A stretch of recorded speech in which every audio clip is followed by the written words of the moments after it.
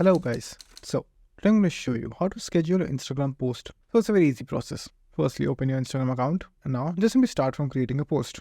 But before that, make sure that you already have a professional account. So if you want to enable the professional account, just simply go to our channel and you will find the video. Now, once your account is turned into professional mode, let me show you how to do it.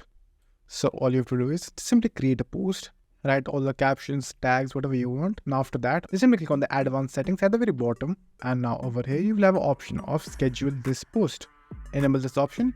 Then this time wheel will pop up in front of you. Over here, just simply choose your desired time and date. And after that, click on done and schedule the post. Now, let's say you want to see the scheduled post that you have made. So it's an easy process. Go to your profile, click on the three lines at the top right. Then over here, you will have a new option called scheduled content. Click on that. And right over here, you will have all the scheduled content.